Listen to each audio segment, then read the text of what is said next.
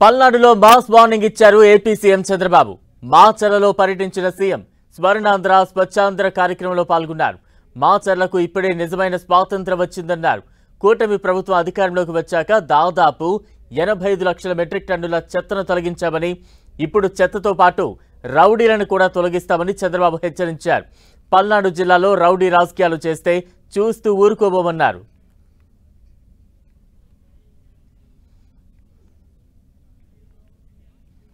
Rowdy రాజకీయాలకు రాష్ట్రంలో స్థానం లేదన్నారు ఏపీ సీఎం చంద్రబాబు.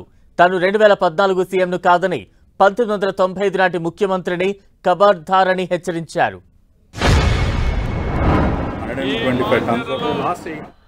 ఇటీవల కాలంలో ప్రజాస్వామ్యం లేదు, ఎన్నికలు లేవు.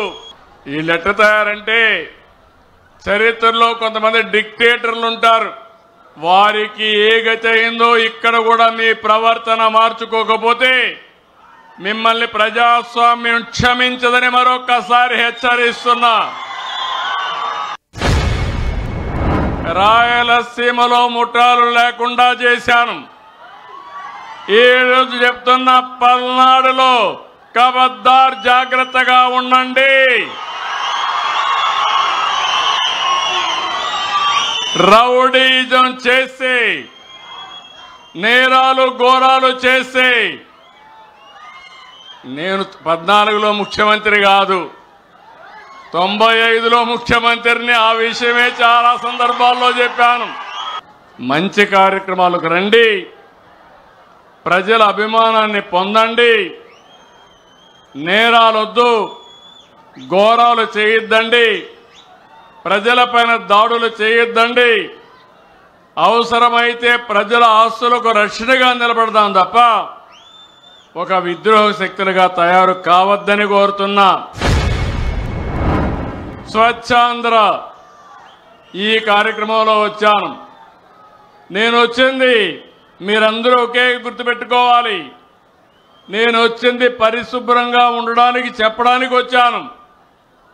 అంటే చెత్త తీస్తేనే సరిపోదు, ఈడ మనసుల్లో మొత్తం చెత్త ఉండే వ్యక్తులను కూడా పూర్తిగా కడిగేసే తప్ప, ప్రక్షాళన చేసే తప్ప ఈ మాచర్ల బాగుపడదని మరొక్కసారి మీ అందరికీ విజ్ఞప్తి చేస్తున్నా. చెత్తను నేను క్లీన్ చేశానంటే చెత్త రాజకీయాలను కూడా క్లీన్ చేస్తానని మరొక్కసారి మీ అందరికీ విజ్ఞప్తి చేస్తున్నా. ఎవరైనా పని చేయకపోతే ఏ ద్వారా స్టడీ చేసి నేరుగా పని చేయని వ్యక్తుల దగ్గరికే వస్తానని మరొక్కసారి మీ అందరికీ హామీ ఇస్తున్నా. మీరు సమాచారం నాకు ఇవ్వండి, నేను అందరినీ గౌరవిస్తా. పనికాడ మాత్రం రాజీ లేదు. పేదల్ని వేధించద్దండి ఎవరు గాని, రాజకీయ నాయకుడు గాని లేకపోతే ఆ అధికారులు గాని.